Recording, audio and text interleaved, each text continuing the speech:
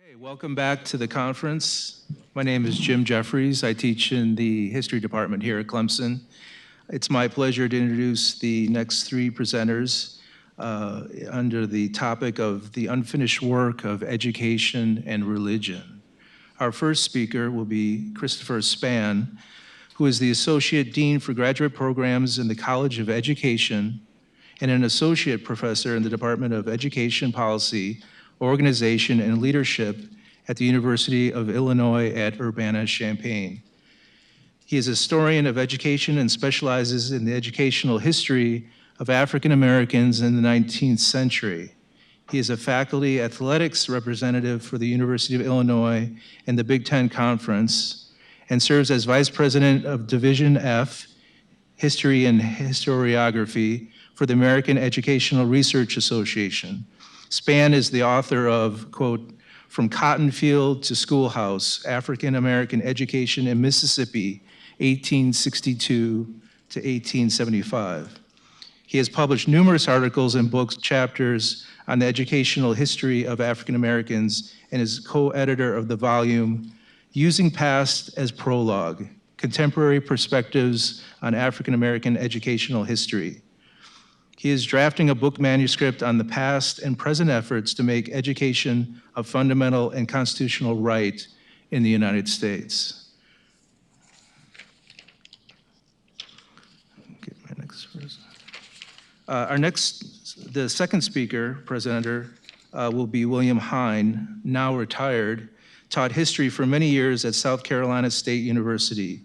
He's co-author with Darlene Clark Hein and Stanley Harold of The African American Odyssey, a widely adopted college textbook. He is the author of South Carolina State University, a Black land-grant college in Jim Crow America. Our third speaker will be Randall Stevens, who is an associate professor of British and American Studies at the University of Oslo. From 2012 to 2018, he was an associate professor in Reader in History and American Studies at North Thurmbury University at Newcastle upon Tyne, England.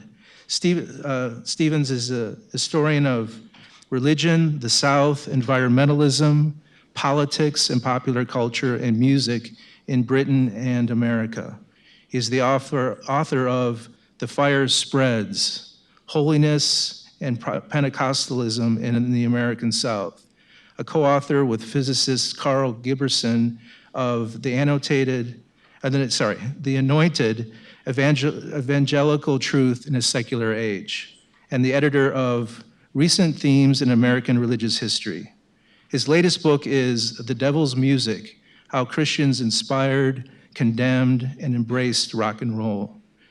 Stevens has also written for The Atlantic, Salon, the Wilson Quarterly, History Today, Christian Century, the Conversation, The Independent, the Chronicle of Higher Education, and the New York Times. So it's my pleasure to introduce these presenters. Good morning. Good morning. I too want to extend a deep gratitude to Vernon Burton for allowing me to present at this conference. I was joking with others last night that I think this is the longest I've sat in a classroom since my undergraduate days when I was protesting and doing sit-ins. And so this is a unique experience, but Vernon has the energy of a human being that I've yet to meet other than him, which is great. The title of my paper is Second Chances, Legislative Efforts to Establish Education as a Fundamental Right Following the Civil War. And the paper historicizes the debate and actions of Congress in the 3 decades following the Civil War. At no point in American history before or since had the nation's legislature debated in greater detail whether education should be a constitutionally protected amendment or provided for and protected at the federal level. While not the only consideration at the forefront of these legislative propositions was how public education could aid in the transition of 4 million newly freed persons in the South. Three legislators in particular, Charles Sumner, who's Senator of Massachusetts, Representative George Frisbee Hoar, also of Massachusetts, and Senator Henry W. Blair of New Hampshire, each proposed their legislative campaigns to make education a constitutionally protected right, or at the very least, to vastly expand the role of federal government in public education. It illustrates, this paper at least, it's part of a larger study of the book that was referenced at the end of my bio, of how the failure to implement these propositions led to a systematic undereducation of youth well into the 20th century. For Sumner, the junior senator from Massachusetts who single-handedly dismantled slavery in the United States during and after the Civil War, to push for education as a fundamental right, written and protected as a constitutional amendment, and maintained as a national system of education was an absolute necessity. Its establishment was just what the nation needed to be put on a path of justice and reconciliation following the war. To Sumner, ignorance, bigotry, greed, and hate led America to maintain and perpetuate slavery for 2.5 centuries, and demands to expand slavery westward led the nation to civil war. Accordingly, upending slavery, freeing and empowering those impacted by the evil system, and educating the nation to ensure the ideologies and practices of this peculiar institution were never repeated was the ultimate goal of Sumner. Sumner equivocated a process to his fellow countrymen and legislators for achieving this outcome. He identified them as the 4 E's: emancipation, enfranchisement, equality, and education. He had achieved 3 E's with the Emancipation Proclamation and the 13th Amendment, and the 14th Amendment and the 15th Amendment. All that remained was the 4th E. To Sumner, a people without the right to vote would be a people without education. And so he looked at all of these things kind of in that combination. So all that remained was the 4th E, education. Slavery needed to be abolished, hence the Emancipation Proclamation and the 13th Amendment. Every man, regardless of color, race, or previous condition of servitude, must have the vote, due process, and equal protections under the law, hence the 14th and 15th Amendments. And most importantly, America needed a national system of schools. Sumner envisioned schools supported at the federal level could undo centuries of ignorance, prejudice, and vice. He knew this important responsibility could not be left up to local and state authorities who seceded from Union, or who were sympathetic to slavery, or who did not believe that African Americans were deserving of schooling or equality. In the South in particular, where schooling barely existed prior to the war, schools protected at the federal level would equally serve and educate Southern whites. The goal was for schools to teach them to understand the people and the world evolving around them following the war and emancipation. Schools housed at the federal level would be the vehicles that would undo the cumulative harms, sins, and weak-mindedness, in his mind, of the country's forefathers when they allowed slavery to exist and expand in a new republic. And Sumner seemed prepared to do what few others would in the history of the United States. He was prepared to write a constitutional law and protections that would truly make African Americans equal in society. He believed that these 4 E's would give America a second chance to genuinely live up to its creed of being a just nation, founded on democratic and equalitarian principles, and firmly committed to the belief that all men, regardless of background, were truly created equal. Sumner's first legislative attempts to make education a constitutionally protected right appears in his proposed changes of what would become the 1866 Civil Rights Act. Sumner wanted to ensure that education was provided to everyone equally, regardless of their race, gender, or previous condition of servitude. But he was literally the lone voice arguing for this development.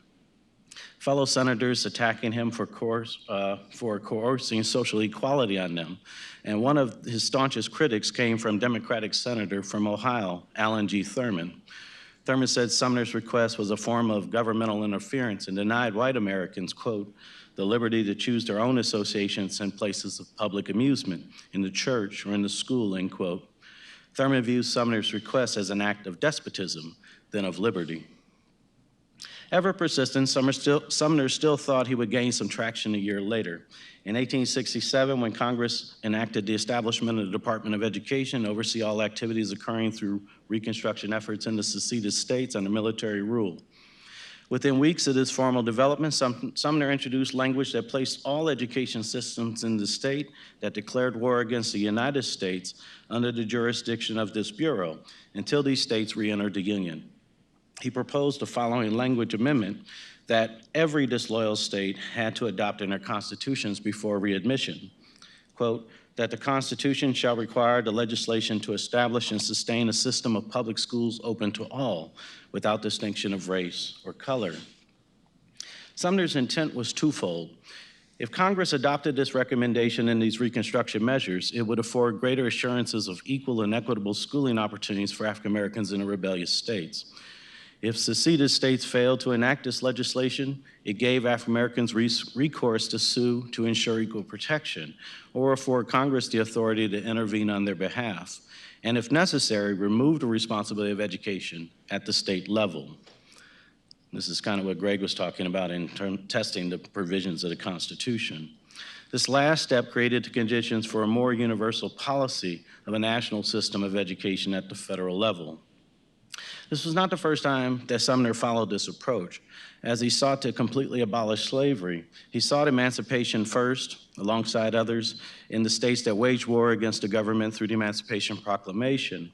Thereafter, he wrote parts of the initial draft of the 13th Amendment, which provided universal emancipation, and as Congress debated whether slave states loyal to the Union during the war should be entitled to continue the practice, or if a gradual emancipation process should occur, Sumner relied on previous emancipation developments to promote the universal abolition of slavery. Sumner's strategy with regards to education did not work, however. He soon learned that the majority of Congress, almost all Northerners in the state, because the Southerners simply could not vote in the Congress at the time, held more sympathy for the displaced Southern brethren and congressmen who waged war against the Union than they did for the 4+ million African Americans, of whom nearly 179,000 fought to preserve it. In 1868, as the final draft of the 14th Amendment would be proposed and ratified, Sumner was unable to find the 2/3 vote needed to amend the final draft with language inclusive of the national system of education, guaranteeing the final E of his 4 E's, education, as a fundamental right to be developed. He would try twice more before he died of a heart attack in 1874, but his efforts were to no avail. His friend and colleague from Massachusetts, House Representative George F. Hoare, said that Charles Sumner cried when his demands for a national system of education was not included in the final draft submitted for the ratification of the 14th Amendment. He recalls Sumner went home, thought deeply about the flawed thoughts and actions of his colleagues, fell over and cried. He entered a state of depression so profound, according to Hoare, that many thought he would never recover. Sumner had fought his whole life to upend the peculiar dilemmas vexing America and keeping it from prominence. And those two vexing dilemmas in his mind were racism and slavery. And now on the precipice of possibly ridding both within the nation, his colleagues and friends in Congress could not be convinced to rise above their prejudice, ambivalence, or inflexible unwillingness to do what was necessary to finally close the chapter on these unjust and inhumane manifestations in American history. Hoare believed in a national system of education almost as deeply as Sumner. In 1870, 2 years after the passage of the 14th Amendment, Hoare proposed a universal education system for the United States. While they were of deep importance, his arguments pushed beyond the civil and social rights of African Americans to one of national concern and necessity. Universal education was essential to the national existence. There could be, quote, there could be no general welfare without it, end quote, Hoare declared. Hoare witnessed the continued disregard of the former slave states toward developing a universal system of common schools for its children. Territories such as New Mexico, Colorado, and Arizona were just as bad. These regions lagged behind the Midwest and Northeast in every measurable education category, and the underdevelopment and undereducation of its children meant an unprepared citizenry, incapable of meeting the ever-changing needs of an expanding nation and growing industrial economy. The nation's first academic achievement gap was not one of race or gender, but was of which states sufficiently provided education to its youth and which did not.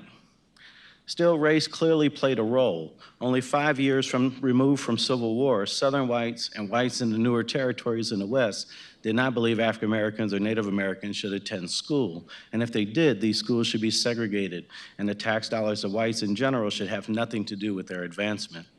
Economics was just as important. Schools were the last consideration on the mind of government officials in these territories, and no Southern state prior to the Civil War in any meaningful way had provided for a system of common schools to promote the general education of its youth. Compound this fact with the loss of property and the human and intellectual capacity to promote education at war's end. And alongside these vast increases of student enrollments, because all youth were now admissible, and the South writ large was virtually starting all their education systems anew. These regions were in desperate need of an education stimulus package, and Hoare's universal education proposal provided for it. His argument was simple. If states or territories refused or were unable to provide education, then it was the responsibility of the federal government to intervene. Hoare's bill provided for a uniform tax and obligation, but permitted any state to discharge its share of that obligation by demonstrating that they provided universal public education to its educable youth. So states like Ohio, Massachusetts, and New York would be discharged from this uniform tax and obligation because they already established the infrastructure and capacity for universal education. In contrast, states or territories like Mississippi, Alabama, and New Mexico would not be able to opt out of these taxes and obligations because they had yet to demonstrate their commitment to universal education or develop the needed infrastructure to support it.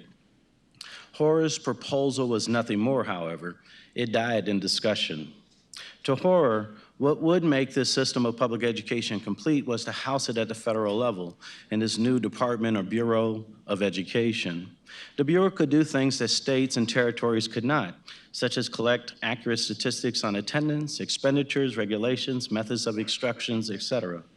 Centralizing education meant removing the responsibility of education from the state.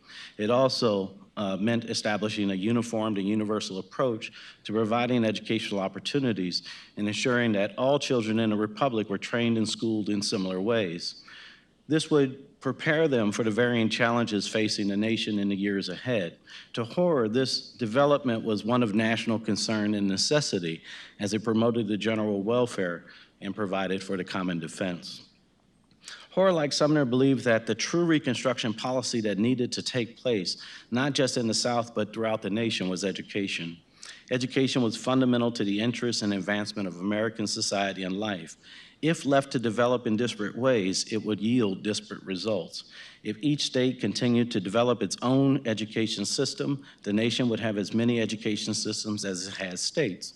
More importantly, if each district in each state continued to develop its own education system, then the nation would have as many education systems as it had districts.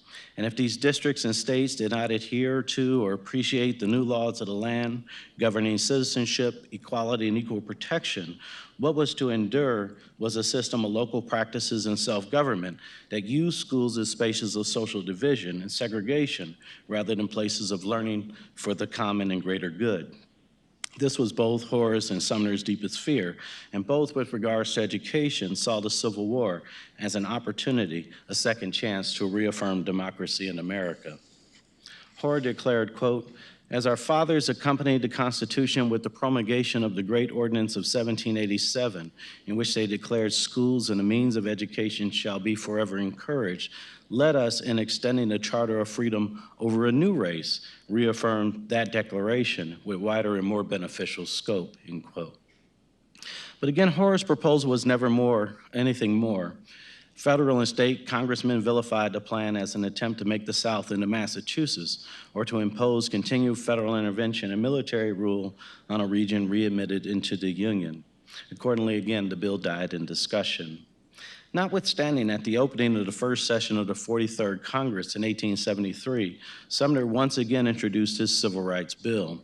The bill argued for what was denied in 1866 Civil Rights Bill and the 14th Amendment, full and unconditional equality for African Americans. For nearly a decade, Congress had witnessed the onslaught and mistreatment of African Americans seeking equality, equal protection, and full citizenship. The examples of harm were endless. Largest among them was the constant effort to deny or segregate African Americans in public accommodations, schools included. Given the circumstances, Sumner demanded a desegregation clause be included in the Civil Rights Bill being drafted by Congress. He also pushed President Ulysses S. Grant to propose a constitutional amendment to make education a federally governed fundamental right, of which Grant, in his 7th annual message to Congress, asked for that constitutional amendment to be achieved. In March 1874, as the bill was referred to the Judiciary Committee, Sumner died of a heart attack. He was 63 years old.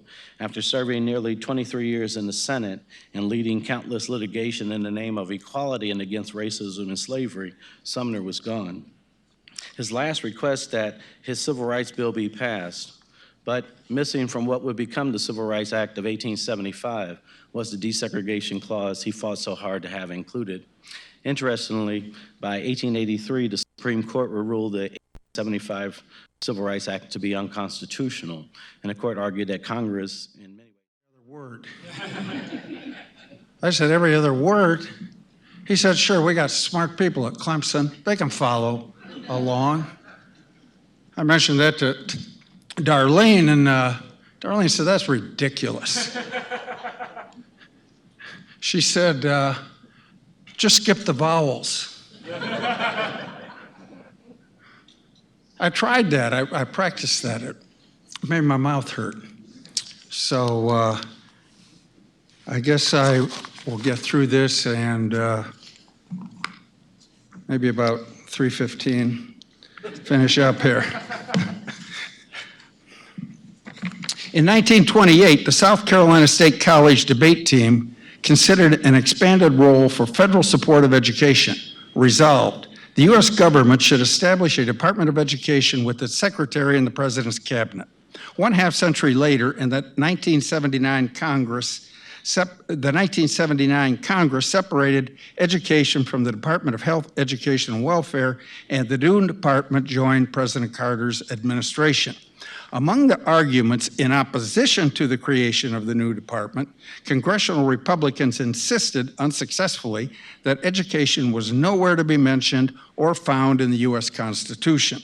In fact, federal support for public education preceded not only the creation of the separate department in 1979 and the 1928 college debate, but that commitment occurred prior to the Constitutional Convention in 1787. The Congress, under the Articles of Confederation, passed the Land Ordinance of 1785 that set aside one section of land in each 36 square mile township of the Northwest Territory for the support of public education. The Northwest Ordinance of 1787, passed by that same Congress, declared that religion, morality, and knowledge being necessary for good government and the happiness of mankind, schools and the means of education shall forever be encouraged. For large numbers of 18th and 19th century Americans, no two issues were more important than the acquisition of land and the opportunity to secure a basic education. The Homestead Act and the Morale Land Grant Act were two of the remarkable legislative achievements of the 37th Congress and the Lincoln administration. Often overlooked during the cataclysm of the Civil War, that Congress drafted, debated, and passed not only those two pieces of legislation, but also enacted, with Lincoln's approval, the Legal Tender Act, the Internal Revenue Act, the Morale Tariff, the National Banking Act, the Pacific Railway Act, the creation of the Department of Agriculture, and the abolition of slavery in the District of Columbia. The Homestead Act opened the way for settlers to obtain 160 acres of land on the western frontier at modest cost, while the Morale Land Grant Act distributed the proceeds of public land sales to each of these states for the purpose of establishing and supporting a college devoted to agricultural, mechanical, and military training without excluding other scientific and classical studies. Each state was entitled to 30,000 acres of public land for each representative it had in Congress in 1860. That congressional and presidential commitment to education was also reflected in one of the last pieces of legislation signed by Abraham Lincoln in 1865, the measure that created the Bureau of Refugees, Freedmen, and Abandoned Lands.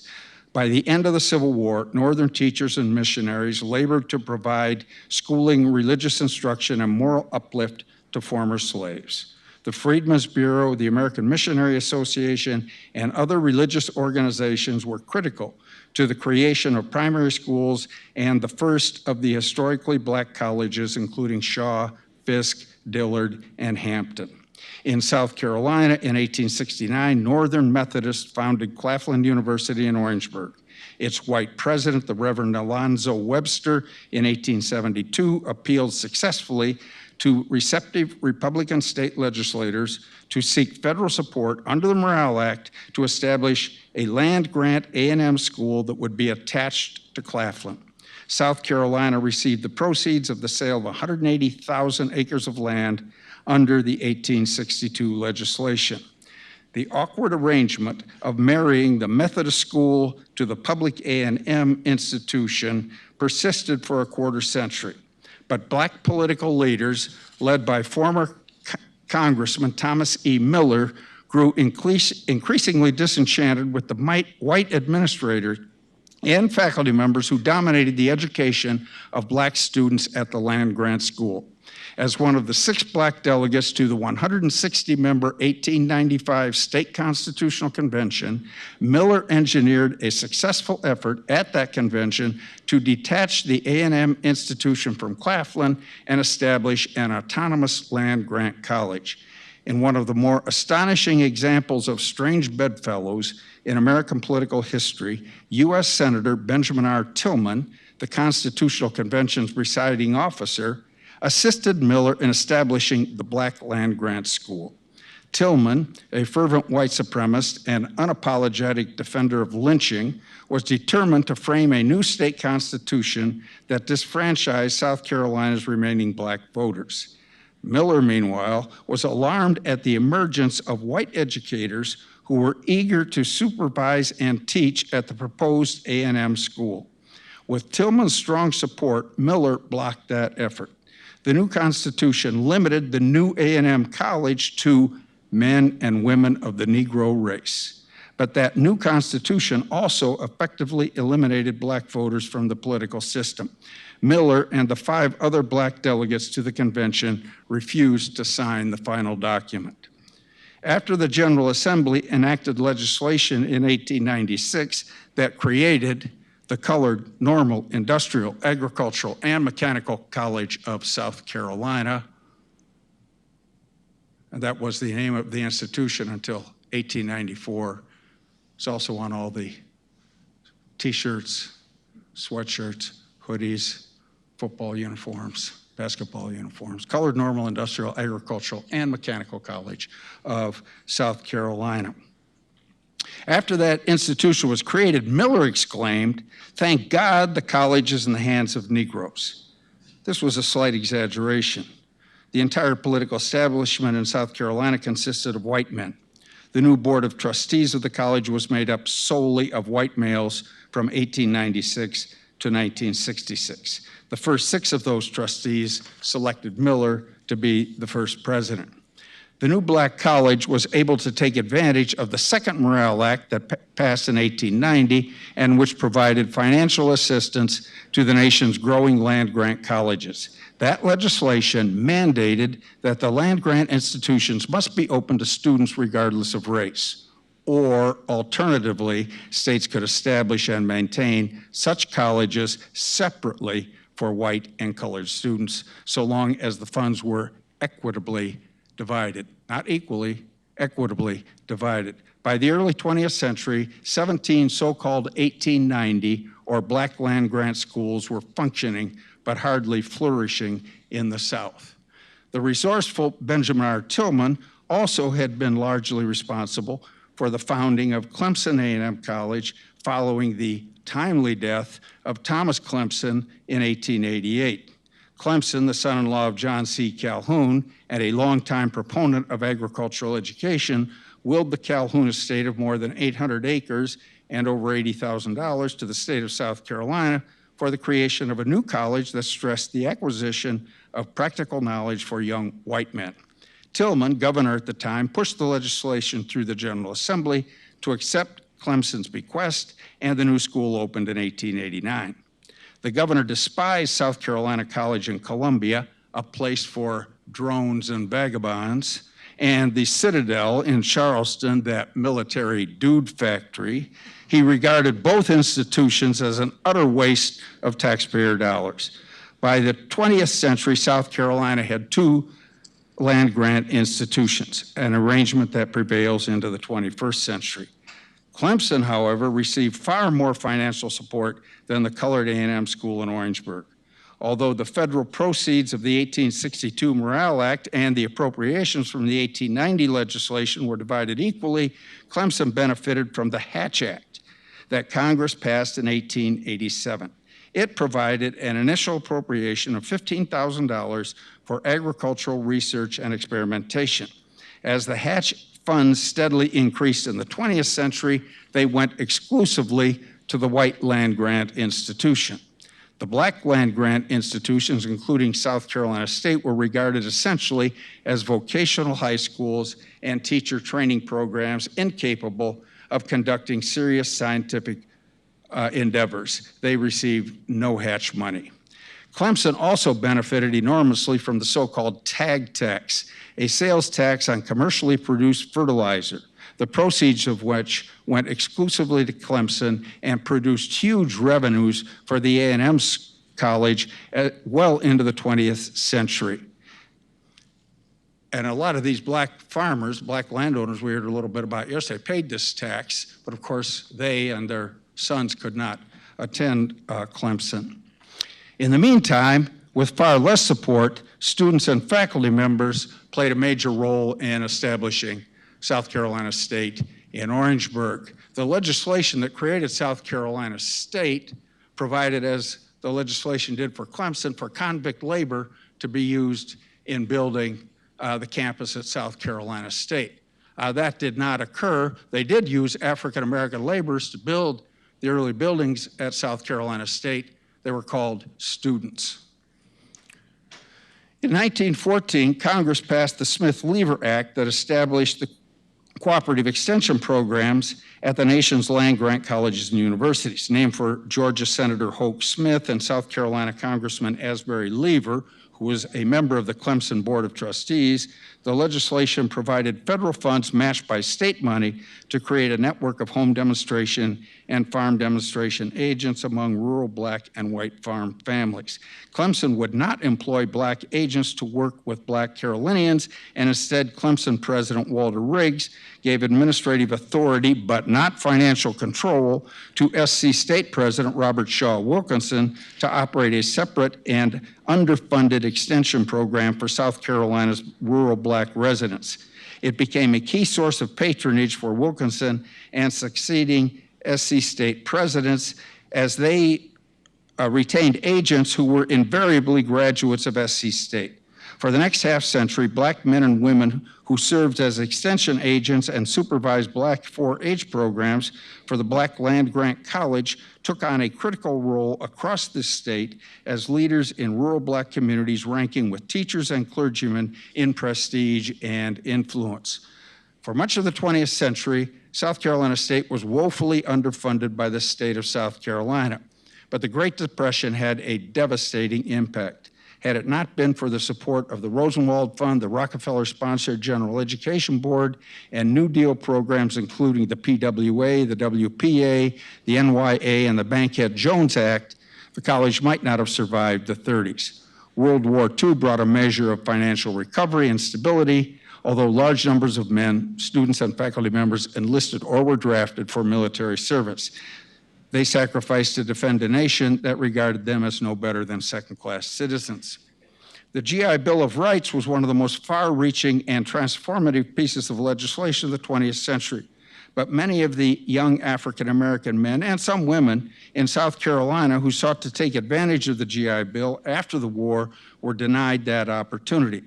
SC State had to reject hundreds of qualified applicants in the late 1940s because it lacked classrooms, dormitories, and sufficient teaching staff. Across the South, approximately 20,000 black veterans eligible for GI Bill education benefits were not admitted to four-year institutions. White colleges and universities would not accept them. Black schools had no room for them. As the NAACP and Thurgood Marshall accelerated their legal campaign against segregation in higher education in South Carolina and elsewhere following World War II, South Carolina's political leadership absolutely opposed the admission of black Carolinians to the University of South Carolina and Clemson, and chose instead to create underfunded graduate programs and a new law school at South Carolina State. Former U.S. Secretary, former Associate Justice on the Supreme Court, and newly elected Governor Jimmy Burns then made it a determined effort to make separate but equal a reality in public education in the early 1950s. He persuaded South Carolina's General Assembly to impose a 3% tax that allotted most of the revenue to the woefully underfunded black public schools. South Carolina State College was another matter.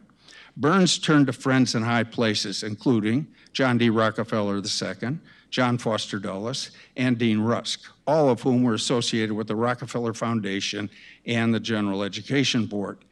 Burns desperately wanted philanthropic help to bolster SC State and thereby sustain segregation in higher education. Remarkably, the General Education Board agreed to furnish more than $500,000 to the Black College for a massive building program to be augmented by state matching funds. They got the philanthropic money. The state never matched the funds that they were required to under the agreement. But Burns' dogged efforts to maintain segregation initially succeeded, but within a decade, Jim Crow crumbled. Black students from across the South, including those from South Carolina State, mounted an unrelenting, nonviolent campaign of sit-ins, marches, and protests against Jim Crow in the early 1960s. On March 5th, 1960, 1,000 young people walked to downtown Orangeburg, and 388 were arrested. The Orangeburg Fire Department soaked them as they were confined behind chain link fences in what was likely the first case of the use of fire hoses against civil rights activists in U.S. history. Among those arrested that day were James Clyburn and Willie Jeffries. I might say that Cecil Williams, sitting in the back, was there for photographs that day, and I hope he's brought a few with him. He's recorded that. It was on the front page of the New York Times the next day. Attorney Matthew Perry, on behalf of the South Carolina Conference of the NAACP, and in concert with NAACP Attorney Constance Baker Motley, broke the racial barrier at Clemson in 1963 with the admission of Harvey Gantt. And again, Cecil Williams was on this campus in January of 1963, armed with his camera. In 1968, all-white contingent of South Carolina Highway Patrolmen came on the South Carolina State campus, shot into a crowd of demonstrating students. More than 30 were hit with gunfire. 3 young men died. 50 years ago this past February, Henry Smith, Delano Middleton, and Samuel Hammond. The end of Jim Crow spelled the end of the law school at South Carolina State in 1965. That black law school had been created to perpetuate segregation, but its graduates were instrumental in the efforts to eliminate it, especially Judge Perry. The separate black cooperative extension program also ended and was merged into the Clemson Extension Service. After a half-century, the black home demonstration and farm demonstration agents moved from Orangeburg to Clemson. In the meantime, Lyndon Johnson's Great Society and the 89th Congress dramatically expanded the federal government's role in higher education in America. The Higher Education Act of 1965 is often overlooked among Johnson's legislative achievements that included the Elementary and Secondary Education Act, Medicare, Medicaid, Head Start, the Voting Rights Act, immigration legislation, the war on poverty, the creation of the National Endowment for the Arts, the National Endowment for Humanities, the public broadcasting system, and environmental legislation and regulations. Yet, that Higher Education Act of 1965 ranks with the GI Bill and the two Morale Acts in its impact on the nation's colleges and universities. It provided a massive infusion of funds for campus facilities and programs. The Title III program provided key assistance to the historically black colleges and universities. Even more important were the expanded financial aid packages in the form of need-based funding, what became known as the Pell Grants, as well as loans to students guaranteed by the U.S. government and expanded work-study programs. Millions of students who otherwise would not have contemplated a college education now enrolled. But the unintended consequence of the loan program would also saddle millions of people with a crushing burden of debt in future decades. Title IX of the 1973 Education Amendments prohibited colleges and universities that received federal funds from discrimination based on sex. The initial and vigorous opposition of the NCAA and most departments of athletics notwithstanding, women began to participate in ever larger numbers in intercollegiate sports, entirely transforming the landscape of college athletics. Title IX also involved federal authorities in numerous cases of sexual assault, harassment, and discrimination on the nation's campuses.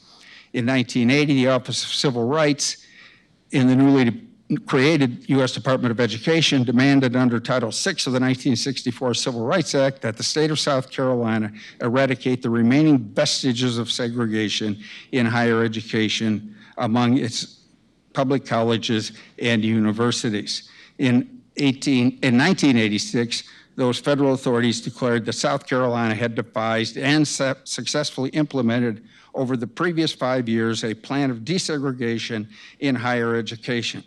The state was free of further federal scrutiny, although racism and discriminatory practices persisted in South Carolina's public institutions of higher education. By the early decades of the 21st century, South Carolina State University remains a land-grant institution with its legacy as a historically black college intact. The Cooperative Extension Program has been revived and streamlined. The U.S. Department of Agriculture now supports research on agricultural and rural topics at the Black Land Grant schools, including South Carolina State. For over a century, state financial support for South Carolina State, never generous, has declined dramatically in the last 2 decades. Today, South Carolina State University continues to maintain, as it has for well over a century, a close and beneficial relationship with the federal government. It has been and remains as much a federally supported institution as a state-supported school. Thank you.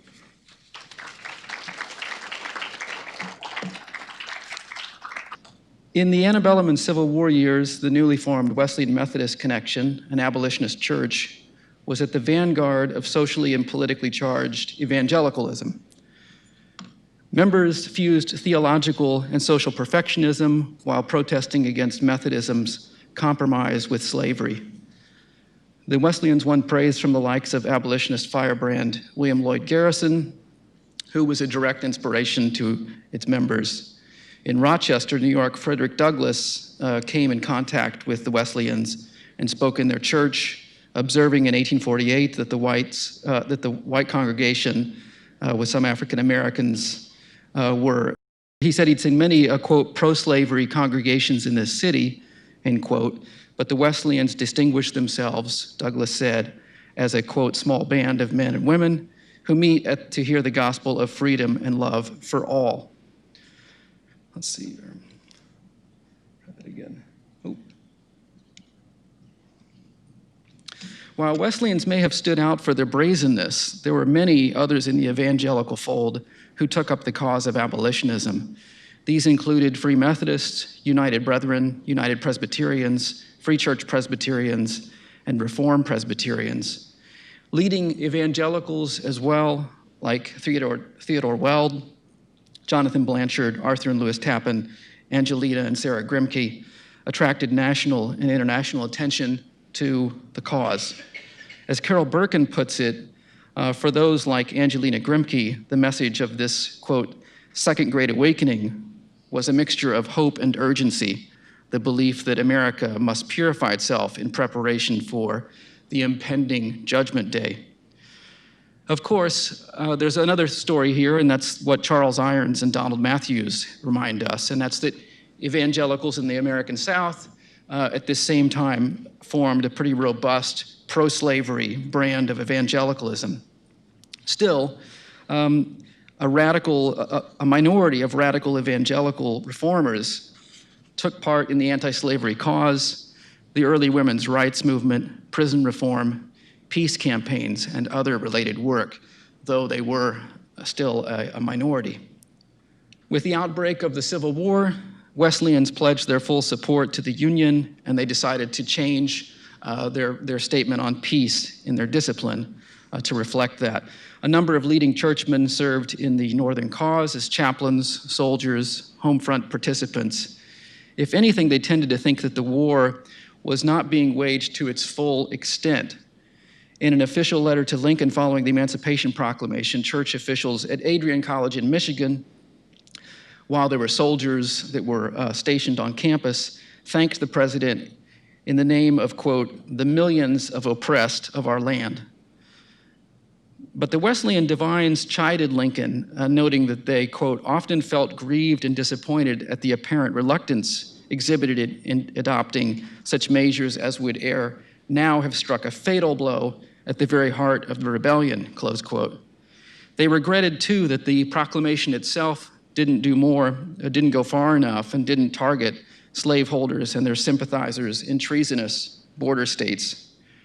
Charles Finney, probably the most well-known evangelist, white evangelist of the mid-19th century, didn't even support Lincoln in 1860 and 1864 for president because he felt that the candidate was too compromised on emancipation. So 100 years later, in the period that C. Vann Woodward labeled the Second Reconstruction, the Wesleyan Methodists, like most other white evangelicals, had become conservatives, at war with liberal Protestantism, on the defensive against the encroachments of modernism. And this is at the same time that Quakers, Congregationalists, and Lutherans are supporting the civil rights movement, causes of social justice, while most white evangelicals had turned sharply away from such public crusades. So for me, the question is, how did these Wesleyans and other evangelicals, white evangelicals, go from supporting the anti-slavery crusade, promoting large-scale reform, to an inward-looking pietism and to a relatively uniform conservative view on race? Social pressures, a new theological identity, and the changing nature of church membership would eventually lead many to embrace a socially disengaged brand of evangelicalism. And George Marsden, religious historian, he sums this up. He says that, quote, from about 1900 to about 1930, when all progressive social concern, whether political or private, became suspect among revivalists, evangelicals, and was relegated to a very minor role. Still, one might ask, can the religious and social concerns of one era be compared to those of another, especially when we're talking about 100 years into the future? Such questions were foremost in the mind of C. Vann Woodward in 1962 when he admonished Richard Hofstadter about the term fundamentalist, which did not enter common usage until the 1920s, said Woodward in a letter to Hofstadter, quote, if you mean by fundamentalist those addicted to literal scanning of scripture, you take in a hell of the proportion of the population from the 17th down through the 19th centuries. And I thought I'd do something nerdy here and use a Google Ngram view.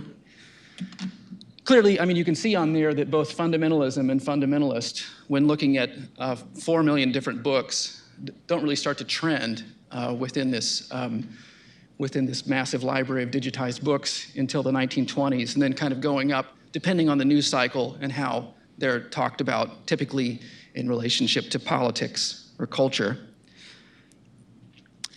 But I think it is rather important that there are these groups of certainly a minority of white evangelicals who have this kind of shift, and historians in the past have called this the Great Reversal. I want to start off by talking about Dwight Moody, the most famous evangelist in the post-Civil War era. He set the tone for much of white conservative Protestantism for decades to come. The Chicago Tribune rhapsodized about Dwight Moody, saying, quote, "No man is better known, certainly no man is more highly esteemed," close quote. Other reporters dubbed Moody God's man for the Gilded Age. He established a Sunday school in Chicago's slums, and when Lincoln, who was president-elect, visited this Sunday school, Moody's reputation rose even more than it had been already. But it was really Moody's post-war, post-Civil War career as an urban evangelist all through the United States and throughout the United Kingdom that really brought him and his song evangelist, Ira Sankey, to become kind of household names for people in the Anglo-American world. And it was at this time that Moody, his social outlook became increasingly individualistic. He aligned with wealthy industrialists as he accepted the logic of segregation. Moody may have actually believed privately that racial justice and the plight of African Americans in the Jim Crow era was deserving of more attention and more action. At a spring 1876 revival in Augusta, Georgia, Moody had at first wanted to hold integrated services. He quickly caved to the pressures of the local whites and decided to have segregated services. And this is a practice that he used repeatedly in the American South.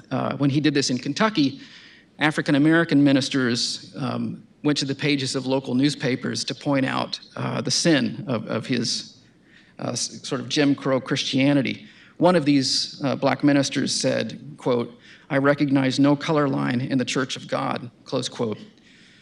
For conservative evangelicals like Moody, the reform campaigns of the Civil War era seemed out of date or just plain wrong by this point.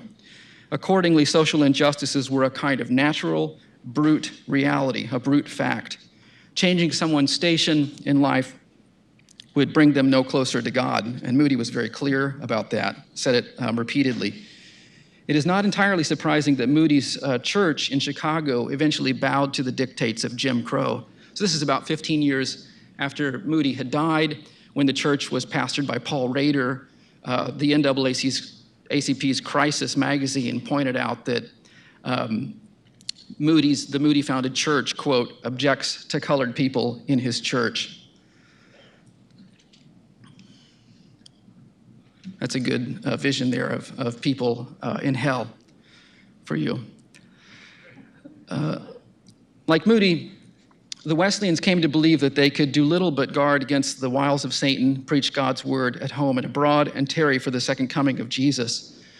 The Wesleyans didn't officially adopt an apocalyptic, pessimistic outlook of the end of the world called premillennialism, but many of their members were caught up in this kind of wave of premillennialist theology and conferences. And they followed the writings of American and British divines. They came to believe that Christ would return to a fallen, hopeless world before the millennium, rapturing the saints into heaven and leaving sinners to suffer unimaginable tribulations.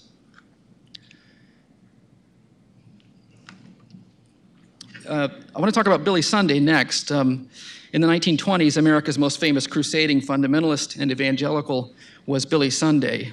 And he inspired believers with a kind of homespun, very lively revival routine with a lot of antics on stage. It made sense because he was a former baseball player, professional baseball player in Chicago. Like his predecessor, Moody, Sunday held a similar apocalyptic outlook and focused on his attention on sinners in need of salvation while disparaging most reform work. He was an ardent prohibitionist, and he did believe that alcohol was responsible for the gravest social problems of the day. But unlike other prohibitionists, you don't see Sunday being a hardcore anti-Semite or anti-Catholic as much as you do some within that camp. Nonetheless, Sunday's moral authoritarianism and nationalism, as well as his use of racial epithets and violent rhetoric from the pulpit, drew the support of the revived Ku Klux Klan. Sunday made some efforts to keep a bit of distance from the KKK because of the politics of that, which by the mid-1920s, the second Klan may have numbered as many as 5 million in its ranks. But Klansmen nonetheless tended to see the revivalist as a kindred spirit. Other traveling evangelists, fundamentalist preachers like Bob Jones, Alma White, B.B. Krim, Charlie Taylor, Amy Semple McPherson, and Raymond T. Ritchie also lauded white supremacists in their sermons and publications. Sunday, for instance, praised Klansmen who lent a hand in police vice raids, and then the Klan would respond in kind. The Jackson, Mississippi Klan number 22 gave the revivalist a donation of $195 very publicly in January 1925 for what they called Sunday's, quote, incomparable militant Christian work, close quote. Sunday's reply appeared in the Winona, Mississippi Times a week later, and he said, I quote him here, some folks think the KKK are trying to overthrow the government. Forget it. They are trying to keep others from doing this very thing. And if the government ever wants an organization 100% American, they will find it in this crowd, the Klan, he means. After receiving another Klan donation of $650 in Spartanburg, South Carolina, Sunday assured the congregation that, quote, if you are on the right side, the Ku Klux won't get you anyway, which is a threat, basically. The revivalists accepted other larger than average donations from the Klan at revivals in Indiana, Tennessee, West Virginia, Louisiana, and elsewhere between 1922 and 1925. The creeds, dogmas, and hymns of the KKK often made religious, even evangelical links more explicit.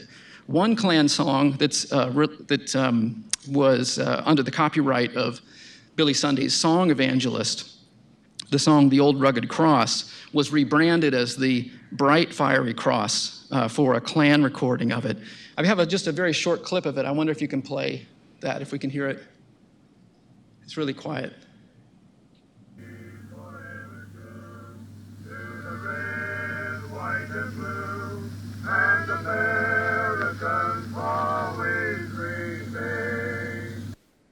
So it was using the sort of gospel idiom for these nefarious purposes.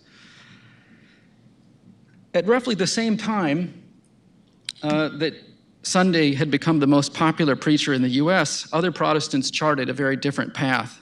The Quaker American Friends Service Committee, a humanitarian group founded in 1917, campaigned against racism and the mistreatment of prisoners and coordinated relief efforts for refugees. The international organization actually received the 1947 Nobel Peace Prize for their work during World War II. Then you also have groups like the Congregationalists Council for Social Action, which I've been doing some research on lately, founded in 1934, that took a very strong stance against prejudice, racial inequality, and social justice. Other parachurch and church groups inspired by the social gospel especially were similarly motivated. Now going to the last part here, Billy Graham. In the middle of the 20th century, Billy Graham was the obvious successor of Billy Sunday, yet Graham, his gospel was more tailored for the middle class in a way. He would shed the vaudevillian vulgarities of Billy Sunday, just as he rejected explicit racism. Graham did open up his revival meetings in the Jim Crow South to black and white congregates together at a time when unreconstructed Christian Confederates held dearly to segregation. The September 1957 issue of Ebony magazine included Graham's piece called No Color Line in Heaven. On his tours in Asia and Africa, Graham preached the same message. Christianity was not a white man's religion, he typically told his audiences. At home, Graham shared the podium with Martin Luther King Jr. However, they did not see eye to eye on theology and the relationship of faith and politics, and that becomes very clear in MLK's letter from a Birmingham jail. Certainly, there were some who pegged Graham as a white nationalist. With rhetorical flair, Malcolm X used the famous minister as a key example for for Malcolm X's The Ballot or the Bullet speech in April 1964. Quote, "I have watched how Billy Graham comes into a city spreading what he calls the gospel of Christ, which is only white nationalism," he told his audience in Cleveland, Ohio's Corey Methodist Church. Graham would have classed himself as a moderate who only acted on firm biblical principles. He certainly would have winced, I think, at Malcolm X's judgment.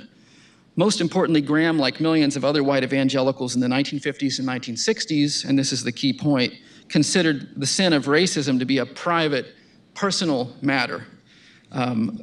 Not about institutions, not about structures, something completely different. It had little or nothing to do with institutions and social structures.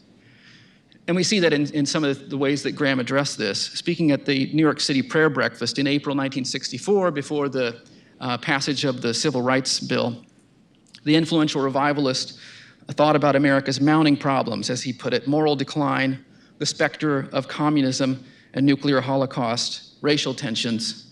The solution to race hatred would only come, would certainly not come through demonstrations on the streets or through the Civil Rights Bill. Quote, "It has to come from the hearts of the people," he assured his 1,000 listeners. "That's the answer to the race problem," he said. White evangelicals focus on personal conversion, embrace of free market ideals, and reaction against an activist federal government heavily informed their outlook on race. One historian has called this a kind of moderate individualism.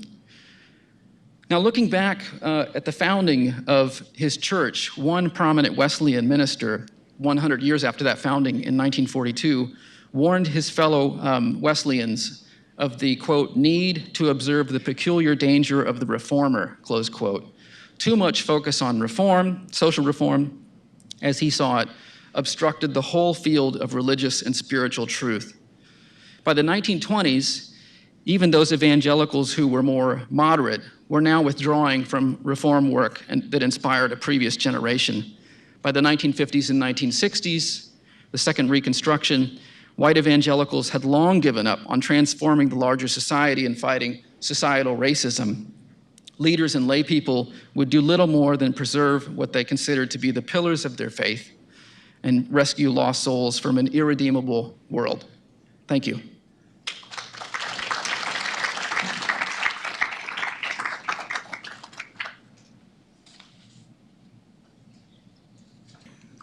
Any questions over here? Test, test.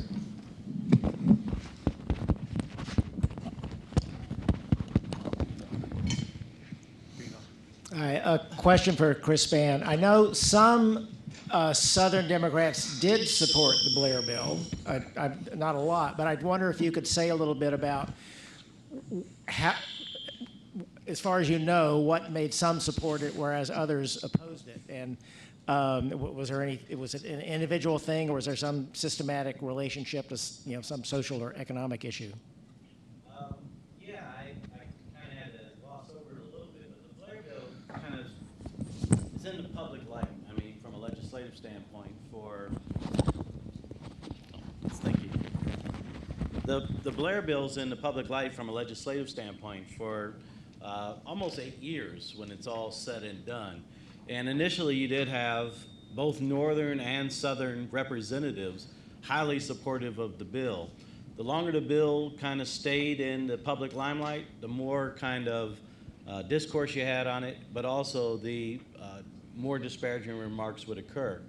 In the end, by the time you get to 1890, you have basically Northern states saying, we don't want to fund a bill that goes to advance a region that purposefully undereducated or miseducated its youth. And that's kind of the general tone. And in the South, they're saying we're not going to support a bill that we think is going to advance black advancement. And so, but it doesn't mean that through that ebb and flow of that 8-year period, when you looked at it in 1883 or 1884, you would assume that bill was going to pass. But by the time you get to 1886 and 1888, it's really iffy.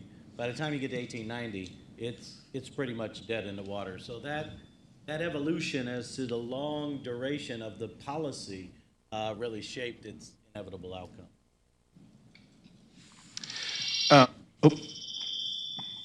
Sorry, getting some feedback. Professor Stevens, I just wanted to mention, it was a surprise and a pleasure to hear you mention the Wesleyan Methodists. Grew up a Wesleyan Methodist, and I'd be a poor representative of my alma mater, just 5 miles down the road, Southern Wesleyan University. And just a interesting fact, it has on its campus Freedom's Hill Wesleyan Methodist Church, which was located in Snow Camp, North Carolina, near Alamance in the 1850s. And it was an abolitionist church founded by Adam Crooks. They cooperated significantly with the Quakers in the vicinity. And you can still go there and see the bullet holes in the door. Some very interesting artifacts, some of, descriptions of how the preachers were pulled from the pulpits. Some of them were lynched. Just very interesting history right here in upstate. Yeah, it's interesting that you mentioned that, because I did an article a couple of years ago about that, looking at some of those missionary efforts in North Carolina that the Wesleyans were doing. And part of the reason I took on this project was my grandfather was a Wesleyan sort of barnstorming revivalist preacher who was a fundamentalist. And when I read about the Wesleyans in the early period, I was always like, it's strange that we get, from point A to point B later. So that was the thing that kind of inspired me, I guess. But thank you. I have a quick question for Chris. I really enjoyed, learned a lot from all three papers.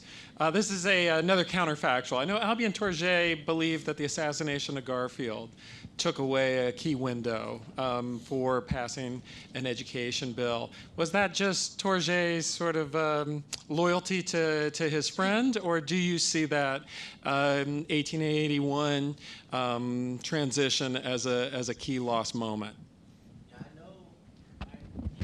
Of Tourget's comments. I haven't really studied specifics of it in that sense, but you do see a shifting of the times, and in some ways the sectionalism is hardening on both sides again, and this is one bill that kind of stands out in that regard. I think like if you looked at this through the lens like Hillary Green does this, she looks at it through the lens of African Americans, particularly in the urban South, as to how they viewed the Blair Bill. And they saw this as progress, because they could sense and feel exactly how schooling was shaping for them and their children. And so if this was a possibility of adding additional appropriations to public education, they were going to take it, and they would keep fighting for the next advancement from there.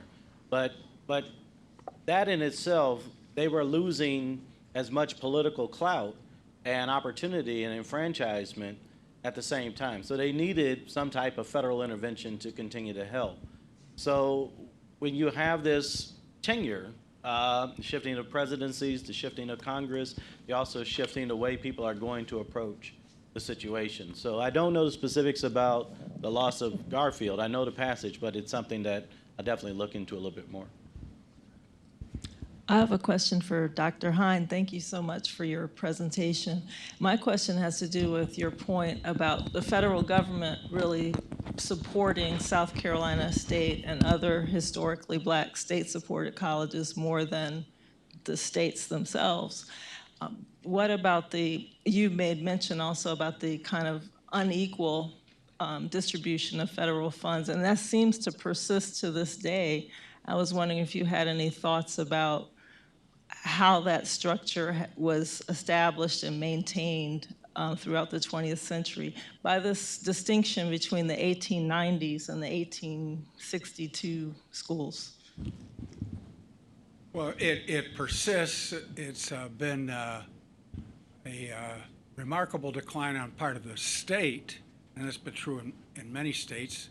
In addition to South Carolina, the federal government, with desegregation, support for the land grant mission, extension, and research just collapsed. And the land grant presidents, led by the president of Alabama A&M, Morrison, revived it in the 1880s.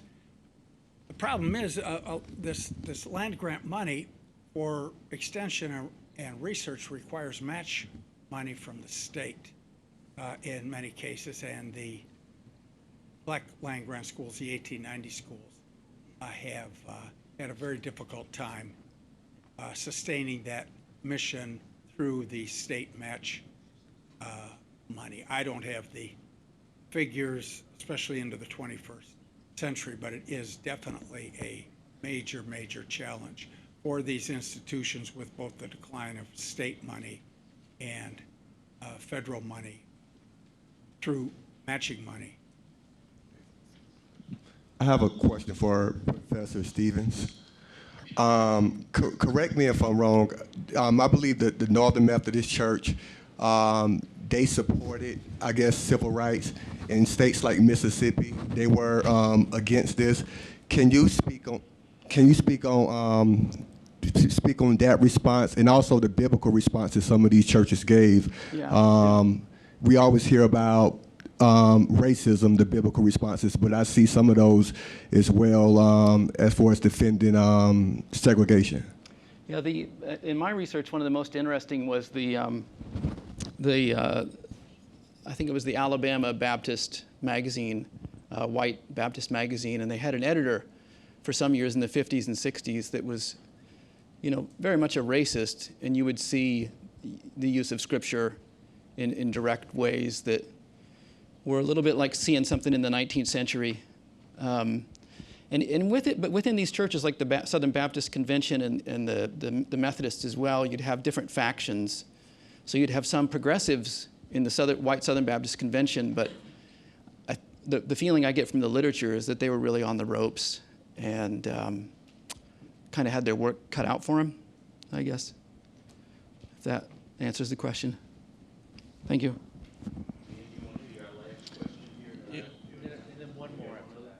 Yeah, sure. Well, this is for Christopher. If I was listening closely enough to your talk, I heard constitutional right and fundamental right, but I didn't hear human right or natural right. And I'm curious, for someone like Sumner, is this a deliberate distinction? And if it is, what's sort of informing this distinction?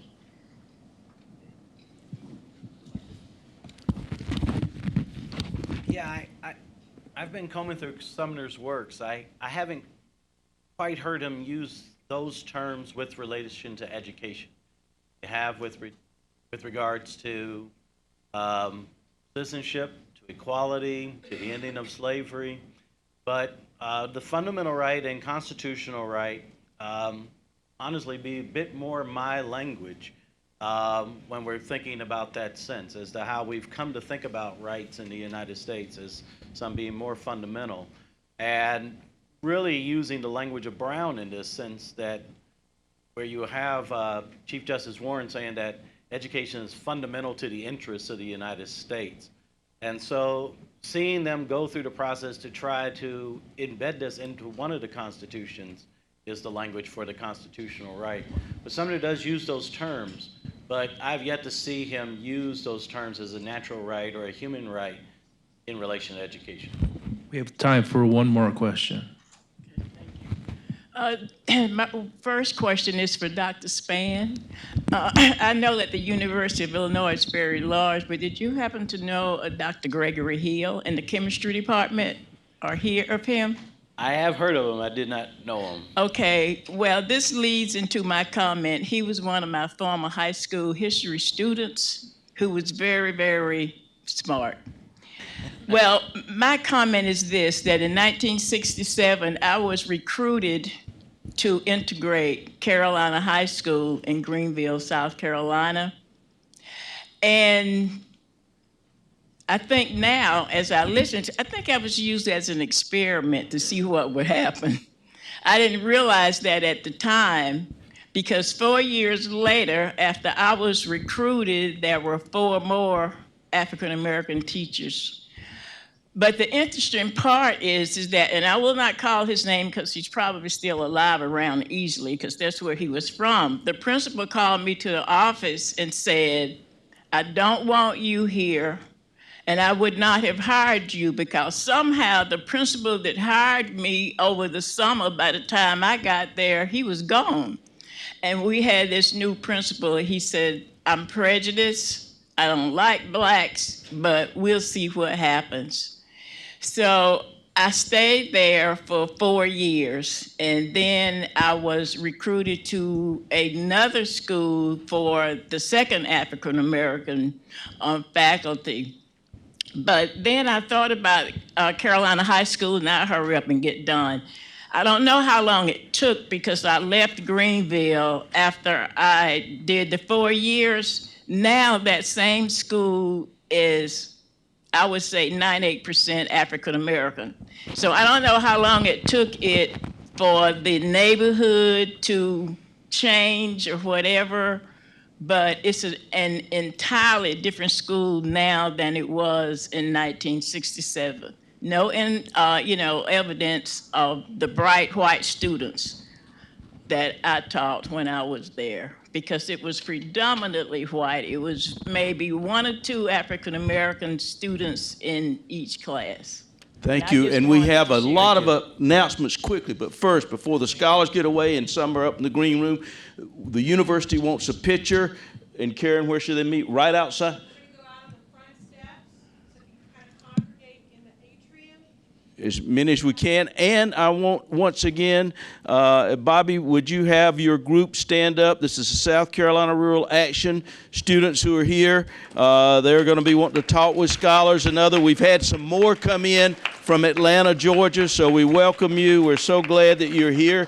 It's important, too, about evaluations. Not many have been done online, but you have handout evaluations. Please get them. Know about the Center for Civil Rights is outside that we can do. During this break, the bookstore is going to be here to 2 o'clock selling books. That are here. There's another group on the other side that you can see, Harris Bailey, myself, Peter, others, including Jim Lowen's book, and the National Park Service that you can buy as well or order. Let's see, there are during this break too, the university archives are open. There are some great things there, including a lot of wonderful cartoons. We talked about cartoons earlier, and humor of Strom Thurmond that I think people would enjoy if they'd like to see it. What else am I supposed to say here? You were about to tell me something, right? Pete, you were trying to say something? Okay, I got a long list. If I could read my writing, I would tell you. There's also, we had a bunch of handouts or booklets on resources to use, which Civil Rights, they're going to be back tomorrow with a whole bunch more for the teachers' workshop. Teachers that are getting credit for both the being at the conference and the workshop, be sure I get your name so we can get your certificate and all your points that you will get on that. Anybody think of anything else? Otherwise, we need to get our picture taken. And thank you so much, and we'll be back here going strong at 2 o'clock as well.